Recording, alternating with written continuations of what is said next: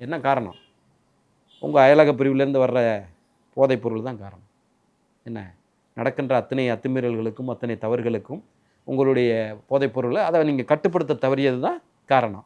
இவ்வளவு நடந்துகிட்டு இருக்கிற போது 0% அளவிற்கு நாங்கள் மாற்றி விட்டோம்னு சொல்லி உண்மையிலேயே உங்கள் மாசு வந்து தமிழ்நாட்டில் தான் இருக்காரா இல்லை வேற எங்கேயும் மரத்தான் ரேஸ்லேருந்துட்டு வந்து திடீர்னு பேட்டி கொடுத்துட்டாரான்னு எனக்கு தெரியல.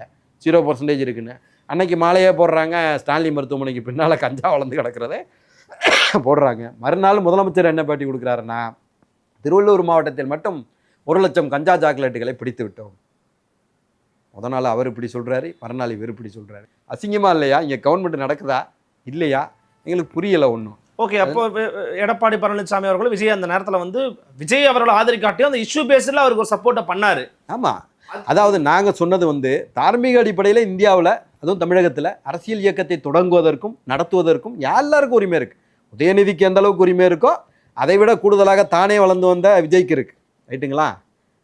உங்களை போல் வந்து இன்னார் வீட்டு குழந்தையாக இருக்கிறதுனால மட்டும் நீங்கள் 2020 நவம்பர் மாதம் தான் வந்து மீட்டிங்க்கு தாம்பரத்தில் முதல்ல ஏறுறாரு. அதுக்கு வாரம் வரைக்கும் அவர் என்ன சொல்லிட்டு இருந்தாருன்னா, நான் அரசியலுக்கே வரப்போகிறல, கருணாநிதி குடும்பத்தில் பிறந்துட்டதுனாலேயே என்னைய நான் அரசியலுக்கு வருவேன்னு எதிர்பார்க்காதீங்க. நான் நினச்சேன் என்னடா இயேசுநாதர் மாதிரி இப்படியெல்லாம் பேசுகிறாப்புல அந்த பையன் அப்படின்னு.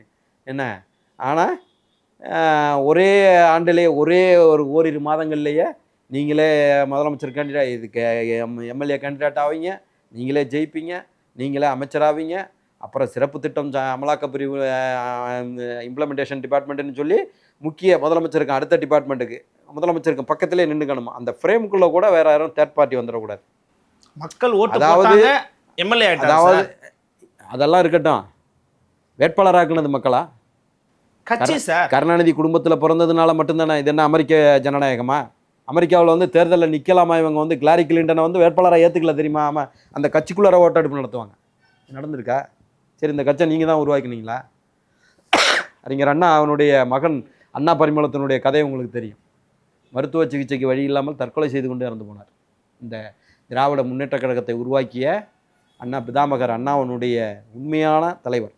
தமிழகத்தை அவர் உண்மையிலே இன்னொரு 5 ஆண்டுகள் இருந்ததா அந்த இதை செஞ்சுருப்பாங்க. அவங்க விட்டு சென்ற பணியை அண்ணாயிசம் என்ற அடிப்படையிலே புரட்சித் தலைவர் எம்ஜிஆர் முதலாக ஏறக்குறைய வந்து ஒரு மணிக்காரர்கள்னு சொல்லுவாங்க. ஒவ்வொரு கிராமத்திற்கும் அவர் வந்து அறிவிக்கப்படாத அதிபராக இருப்பார். காது குத்தலேருந்து கருமாதி வரைக்கும் அவர்கிட்ட சொல்லாமல் யாரும் செய்ய முடியாது. அவர் நினச்சாதான் சர்டிஃபிகேட் கொடுக்கணும்.